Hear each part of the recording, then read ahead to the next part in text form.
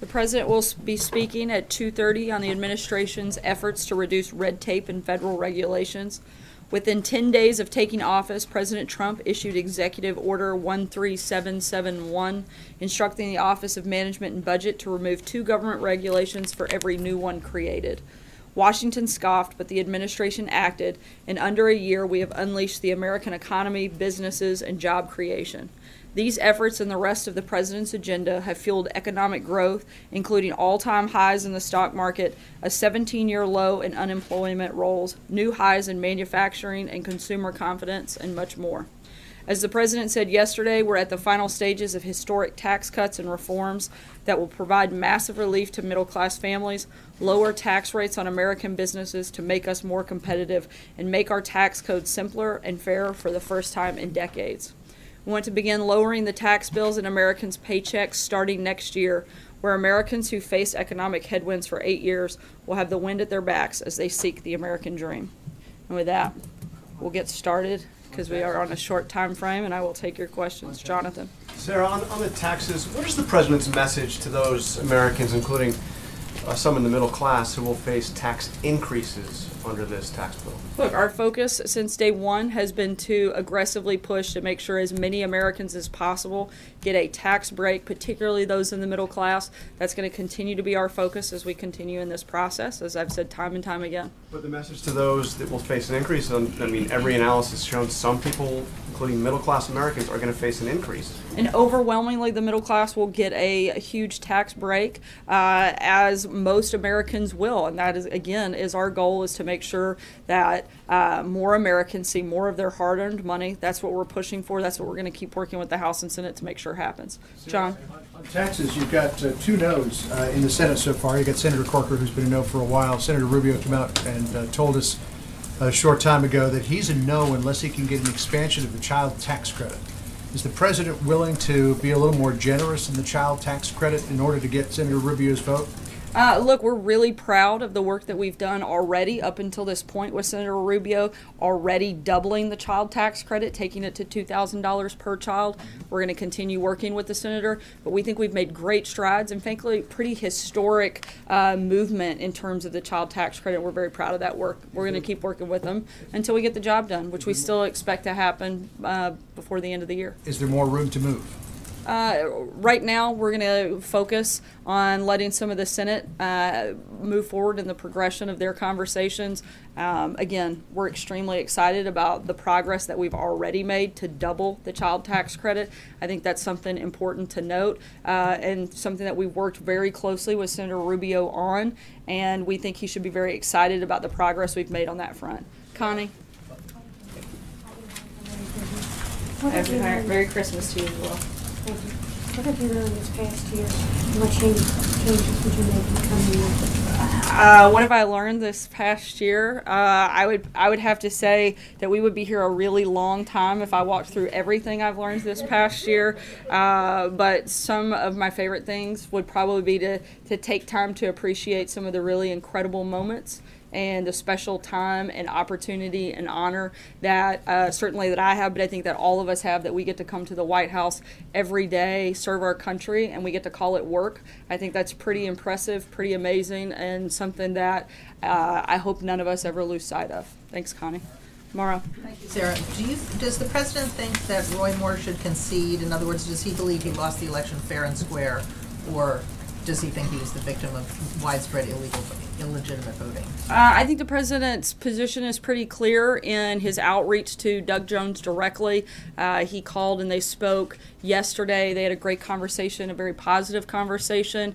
He likes Doug Jones and looks forward to meeting him in person, and hopes that he will come and follow through on his commitment to work with the President on some things that they agree on. So Roy Moore Jordan? lost fair and square, that's what you're saying? I think the numbers reflect that, and I think the President's outreach shows that. Jordan? Thanks, Sarah. There's some reports out this morning that Speaker Ryan is considering stepping down at the end of this Congress.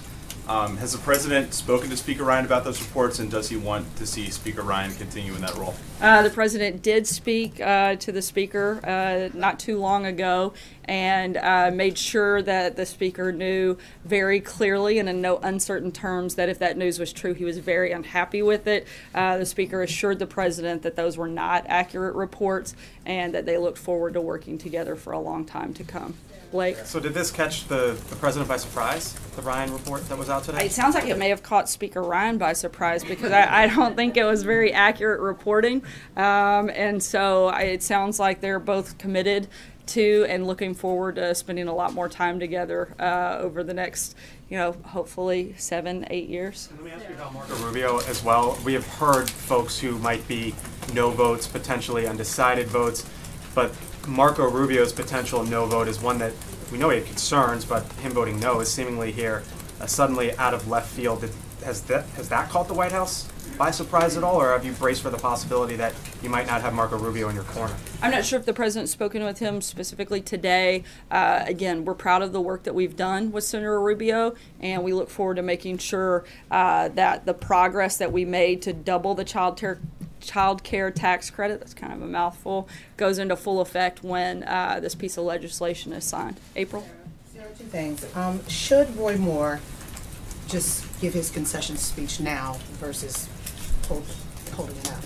It probably sounds like it should have already taken place. Look, the President's already called and congratulated Doug Jones and expressed his willingness to work with him and to meet with him when he arrives in Washington. And the second issue, did you watch GMA this morning, and what are your thoughts about this tell-all and the uncomfortability of Omarosa while she was here, some issues? I did see some clips of that in terms of a tell-all. That's a question I think you would have to ask her. She resigned from her position yesterday. She'll be here later this afternoon. We put out a statement yesterday. I don't have any changes to add to that, and certainly, as has been the practice in the past and will continue to be in the future, we don't comment much further than that on personnel matters. Chip? Sarah, why is if she's resigned and she is going to, if she's resigned, but you said she will stay on, Omarosa will stay on through January 20th, why are the taxpayers continuing to pay her salary for another month if she's no longer here at the White House? As I just said, I'm not going to weigh in any further, as we often do, and as the practice. We're not going to get deeper into personnel matters. We've put out a statement. The President likes Omarosa, thanked her for her service, and again, she'll be here later this afternoon, so she's resigned from her position, but there's really nothing else to add on that front. Though, why is she still on the payroll for another month? Is that normal? Look, there's a lot of different protocols that take place in the government. That's part of the process. If you want to reach out to HR, they might be able to walk you through that in a more detailed way. Certainly not that I'm privy to. Thankfully, I haven't been through the process myself, so I can't speak to it from firsthand. On a separate matter, on the tax plan, if I could just ask, would the President ask the House and Senate to stay here in Washington and finish this bill, even if it means bleeding into the Christmas holiday? We're pretty confident that we're going to get there before then, but this is something that I think that both the House, the Senate, and the President are all committed to seeing happen, and we're very hopeful that it will take place at the first of next week. Jeff? Sarah, does the President have any thoughts about the Disney deal to buy 21st Century Fox? I know that the President spoke with Rupert Murdoch earlier today, congratulated him on the deal, and thinks that, to use one of the President's favorite words, that this could be a great thing for jobs, and certainly looks forward to and hoping to see a lot more of those created. What does the President think about the FCC decision on net neutrality? There are a lot of Americans, polls show, who are very opposed to that change. Look, the Trump administration supports the FCC's effort to roll back burdensome regulations, but as we have always done and will continue to do, we certainly support a free and fair internet. Anything beyond that, I'd refer you to the FCC. Matthew? Getting back to that Alabama result, has what happened down there changed the President's relationship at all with Steve Bannon, given his big support for Moore, and has it changed the President's thoughts on Mr. Bannon's opposition to other incumbent Republican senators? That's a question you'd have to ask Mr. Bannon. I'm certainly not going to speak for him. Relationship. I know that was the second part of the question you asked about whether or not he would support more candidates, and I can't answer that. In terms of their relationship, I haven't spoken with the President directly about the nature of that relationship and whether that has altered it. Francesca? Thank Sarah, I know that you said that you can't go much further on this personnel matter, but I do want to try to separate out some of the things that we're hearing here and just be crystal clear. So you're saying that Omarosa Manigault was not fired on Tuesday evening, that she didn't get belligerent in her conversation with General Kelly, she wasn't yelling at him, she wasn't cursing at him, and she wasn't escorted off the property. Secret Service said not by them, but she wasn't escorted off the property by someone or some entity other than Secret Service that evening. Look, as I said, Omarosa resigned from her position. I'm not going to go into a detailed process any further than that. We've put out a statement as is standard practice. We're not going to get into the weeds of a personnel decision here at the White House. Access to the White House complex? Morning, Kellyanne Conway said she and other administration officials have been urging Congress to appropriate additional funding for the opioid epidemic. The president declared a public health emergency earlier this fall, but that fund only has $57,000 in it.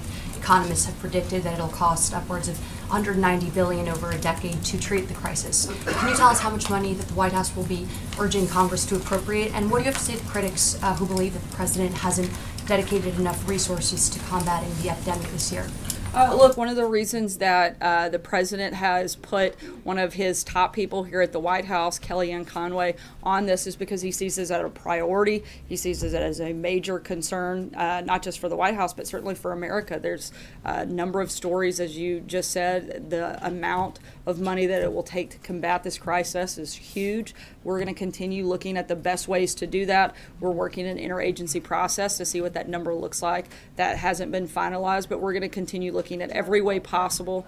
I don't right now. That's is it still around part $45 of billion that was a part of the Republican healthcare plan?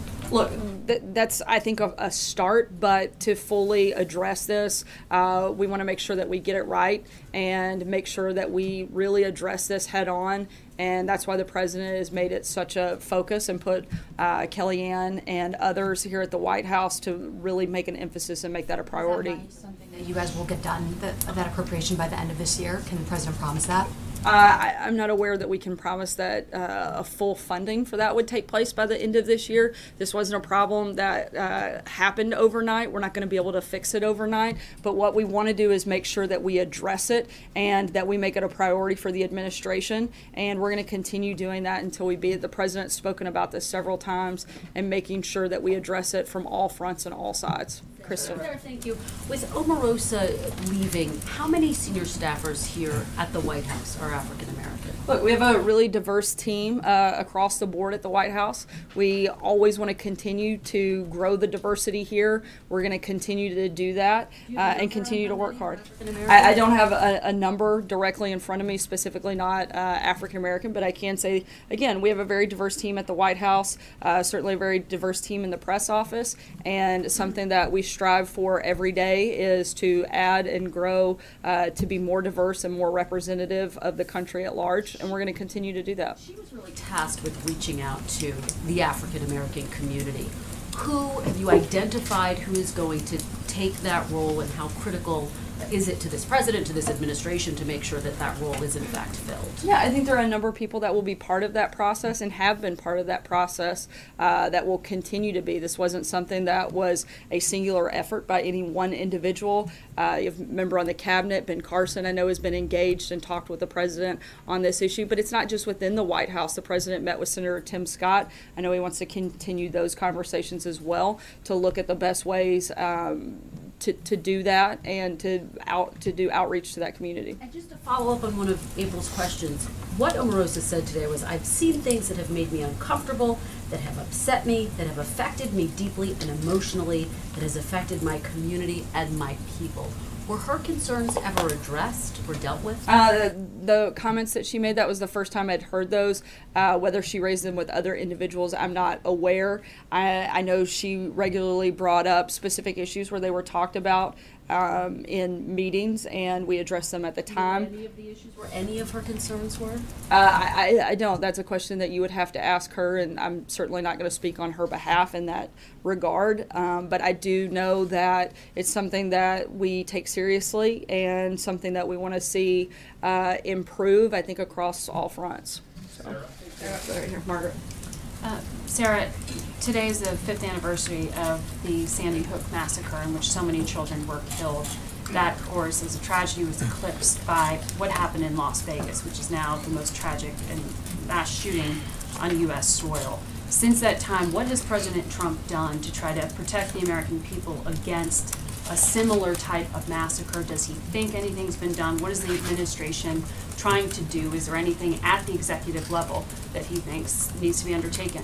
Look, I think that there are a number of different ways that we look to protect our citizens every single day. One of the areas that the president has been outspoken about, not necessarily to those two instances, but just more broadly speaking in terms of national security and protecting individuals, certainly through border security, stronger vetting processes, and looking at whether or not there are other regulations that we could put in place that would offer protection. These weren't people who entered the United States. Right, and I said I'm speaking more broadly in terms of national security as a whole. And look, this is a president who knows that his number one responsibility is to look for ways to protect American citizens, and we try to do that every single day. And whether or not there's a regulation that could be put in place or not that could have prevented those things, frankly, I'm not aware of what that would be, but we want to look for every opportunity, every way possible that we can to protect American lives, and we're going to continue doing that. Is it correct to say that the administration is looking at how to prevent these kind of mass shootings by domestic shooters on U.S. soil? I know that. I know that's something that absolutely. I know that's something that the Department of Homeland Security looks at and talks about and works on every single day. I don't think there's a person in this country that wouldn't like us to find ways to protect people, and we're certainly very supportive of that. And that's something that would be that the president has highlighted that says he wants to. I don't think there's any one thing that you could do that could have prevented either one of those instances, those horrible, horrible tragedies. These prescriptions getting very quickly just the other day for this failed terrorist attack, which is why in these cases, I mean, this is the worst shooting on U.S. soil on President I Trump's understand watch, that, and that's why I also think that you have to take these matters obviously very seriously. But if you could name a single thing that would have prevented both of these, I'd love to hear it, because I don't know what that would look like. But we're looking every single day at how you can protect American lives, how we can best protect American citizens. In terms of New York, we know for a fact this individual came through chain migration system. This is something the president has been outspokenly against and something that he wants to stop. And that individual wouldn't have been here in order to commit that crime if that wasn't in place. So that's a fact that we do know.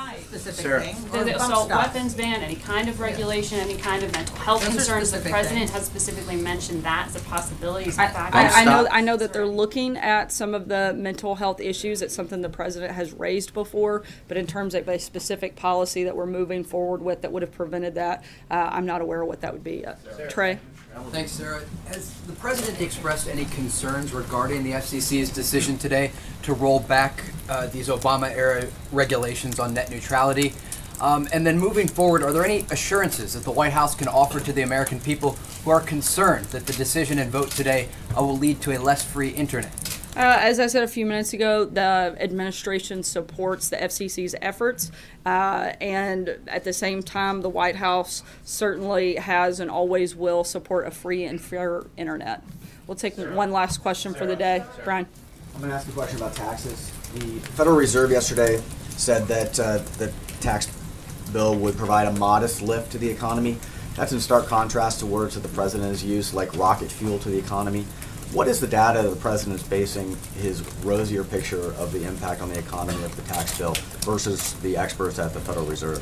Look, there are several individuals. I would point you to Kevin Hassett, who has spoken in this room and on a number of networks that I see represented here, that has repeatedly stated that a lot of the statistics, a lot of the data shows that this will be a huge boost to the economy. It will bring companies back. It will grow our jobs, push the stock market higher. I think that those are all places I would point back to, and certainly I think there's great support that we have seen just based on the idea that this passes, that you're seeing the stock market increase, and I think a lot of that is tied to that. So That the word modest was used?